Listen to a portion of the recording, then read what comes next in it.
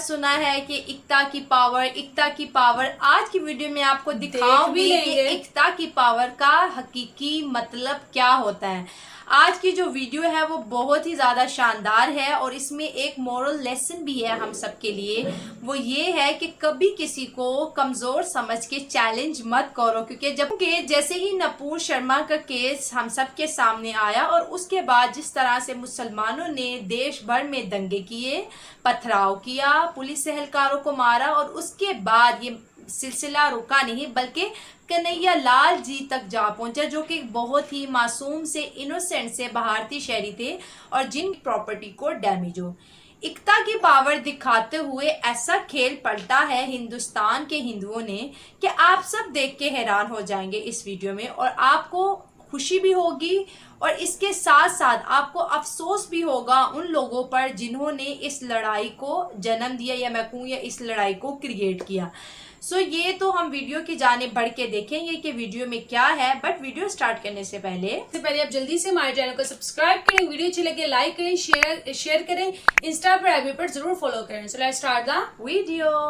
पूरी जुगियां खाली, क्यों? जितने भी अवैध रह रहे थे सब भाग गए।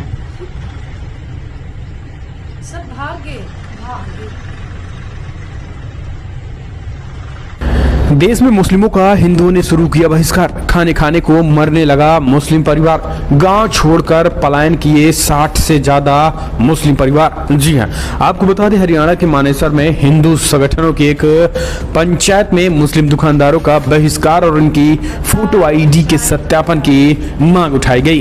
इसके 2 हफ्ते बाद सेक्टर 1 की 60 से 70 झोपड़ियों में रहने वाले मुस्लिम वहां से चले गए हैं। बड़ोसियों का कहना है कि झोपड़ियों में रहने वाले मुस्लिम परिवार जो IMT मानेसर के पीछे रहते थे, डर की वजह से रातों रात 60 से 70 मुस्लिम परिवार झोपड़ी छोड़कर चले गए हैं। बंगाली बाजार में झोपड़ियों का समूह प्रवासी मजदूरों के परिवारों का घर था। उनमें से अधिकांश आसपास की हाउसिंग सोसाइटी में कचरा बीनने वाले घरेलू सहायक के रूप में काम करते थे।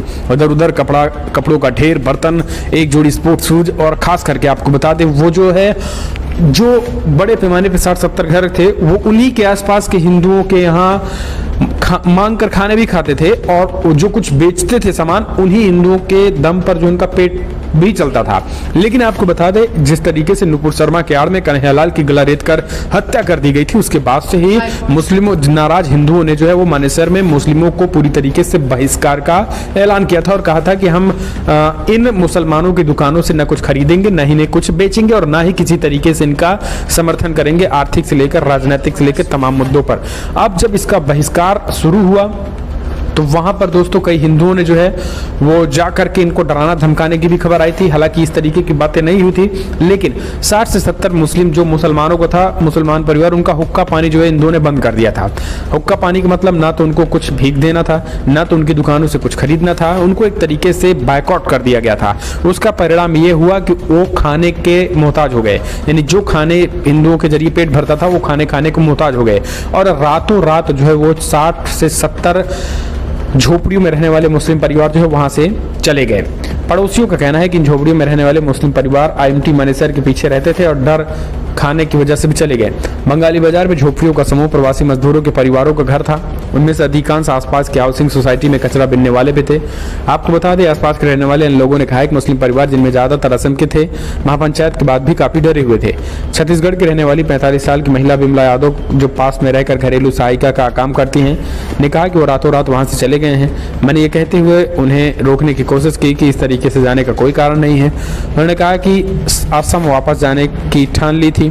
दूसरे पड़ोसी ने मुझे कहा कि यहाँ काम करने के लिए बंगाल से आए थे, लेकिन 2 महीने हो गए हैं, ईद के बाद कुछ काम नहीं मिला है और कुछ ना तो यहाँ काम मिल रहा है, ना ही कोई कुछ खाने पीने को देता है।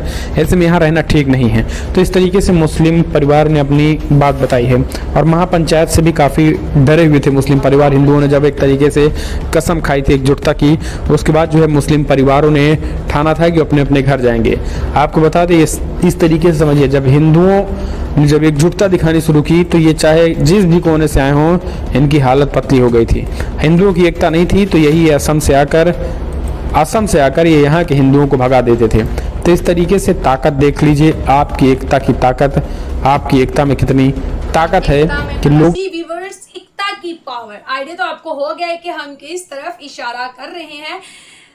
क्या बवाल मचाया इंडिया में। अब जो इंडिया कर रहा है वो अब किसी से बर्दाश्त ही नहीं हो रहा है, इंडियन मुस्लिम से बर्दाश्त ही नहीं। जैसे कि हमने वीडियो में देखा कि इतने लोगों ने अपने घर, अपनी झोंपड़ियां छोड़ के भाग गए, वो जस्ट इस वजह से कि उनको खाने के लिए कुछ नहीं मिल रहा, उनको जॉब्स नहीं मिल रही, जो वहां पे काम करते हैं उनको काम नहीं मिल रहा। तो ये किनका कसूर है, ये इनका खुद ही का है। और बिल्कुल, और जब नपूर शर्मा वाला वाकया शुरू हुआ था तो जो बड़े एक्साइटेड थे सब, बोल बोल के उनका गला थक गया था, बैठ गया था कि मुसलमानों हो संभालो, ये आप लोगों के लिए सही चीज नहीं है।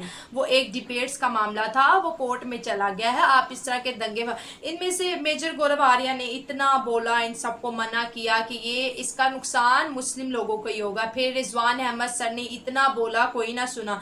इसके बाद, इसके अलावा भी बहुत से न्यूज चैनल पे इस बारे में डिबेट के पैनलिस्ट बैठे कि जो मुस्लिम कर रहे हैं, अगर वो ये सोच रहे हैं कि ऐसे करने से वो हिंदुओं को दबा देंगे या वो अपना एग्रेशन शो करके किसी को डरा देंगे, तो ऐसा कुछ नहीं होगा, बल्कि इनको नुकसान पहुंचेगा। बट वो कहती है ना, बुद्धि अगर मोटी हो तो अकल घुसने का रास्ता ही नहीं मिलता। तो फिर यही चीज हुआ, और हमने जिस दिन से वीडियोस बनाए, हम भी हमेशा यही कहते रहे हैं कि देखें ये काम ही गलत है, इस तरह ना करें। लेकिन ये सोचते ही नहीं थे कि हिंदू लोगों के ज़हन में ऐसा कोई प्लान आएगा। इन्हें लगा कि वो भी हमारी तरह लाठियां, डंडे, पत्थर उठा के बाहर आ जाएंगे, वो भी लड़ेंगे, हम भी लड़ेंगे, वो हमारे घरों को आग लगाएंगे, हम उनके घरों को आग लगाएंगे। फिर तो इस तरह कौन जीतता है। देश का जो माहौल है वो क्या उसको बोलते हैं, खराब कर देंगे, पीसफुल इन्वायरमेंट खराब कर देंगे। लेकिन हम अक्सर बोलते हैं, सुनते हैं, और हर जगह ये चर्चा है कि जो सनातन धर्म से रिलेटेड लोग हैं, बड़े कूल माइंडेड होते हैं, बड़े हम्बल होते हैं, और फैसलों को बड़े सोच समझ के लेते हैं।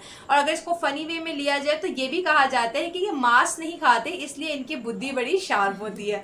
सो यही चीज़ सामने आई है। और जैसे कि पंचायत हुई, सारे कारोबारी लोगों को बिठाया और उनसे ये वादा ले लिया कि ना तो आप अपना सामान मुसलमान को बेचेंगे और ना उनकी दुकानों से आप कुछ खरीदारी करेंगे। तो ऑब्वियस सी बात है, मुसलमानों की जो लाइन है प्रोडक्ट कंजम्पशन की, वो कट चुकी। मतलब ना तो उनकी दुकान से कोई चीज ली जाएगी और ना उनको कोई बेचेगा। अब होगी है सबकी हवा टाइट। और मैं सरप्राइज होगी वीडियो देखी कि रातों रात 60 फैमिलीज कैसे चले गायब होगी, और किसी को बता के भी नहीं। कि सुबह पता चला कि पूरी बस्ती ही खाली है। और क्यों भागे, उन्हें पता है कि यहाँ के हिंदू तो हमें रोटी, दाना, पानी, काम कुछ भी नहीं देंगे, और ये यहाँ से चले गए। आई थिंक सो ये हल नहीं था, ये कहीं पे भी जाएंगे इनके साथ यही सलूक होगा। और ये तो भी राजस्थान से शुरुआत हुई है और ये मुल्क भर में फैलता जाएगा अगर मुसलमानों ने खुद को दुरुस्त नहीं किया। नाइला, हम कमेंट्स में अक्सर जब ऐसी वीडियो डालते